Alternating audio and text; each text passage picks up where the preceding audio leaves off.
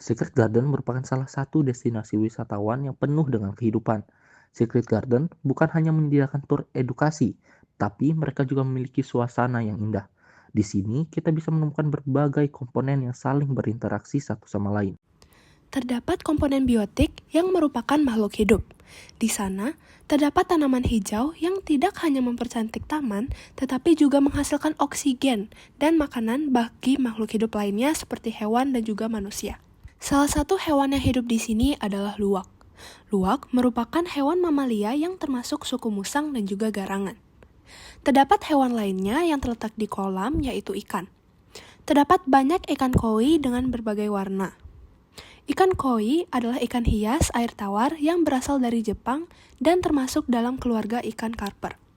Kedua hewan di sana merupakan kelompok konsumen pada komponen biotik. Selain makhluk hidup, lingkungan Secret Garden juga terdiri dari beberapa komponen abiotik.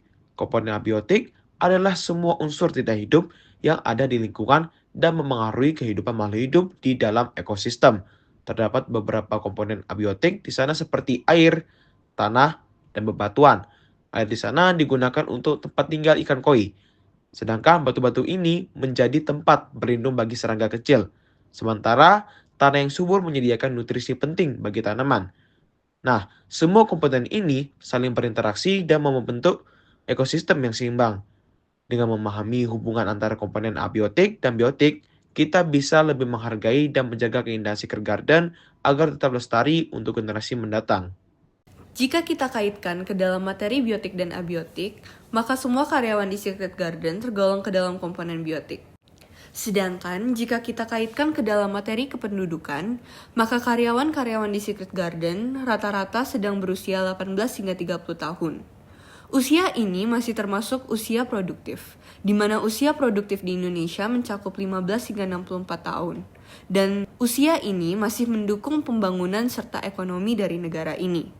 Lalu yang kedua, mereka adalah bagian dari angkatan kerja karena mereka masih bekerja dan juga menghasilkan pendapatan.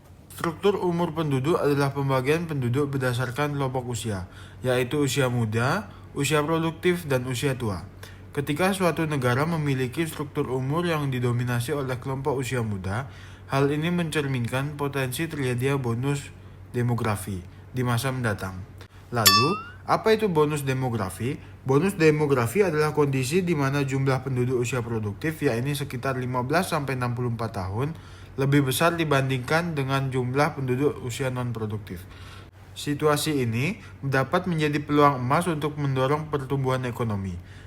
Namun hanya jika didukung oleh tersedianya lapangan kerja yang memadai serta peningkatan kualitas sumber daya manusia.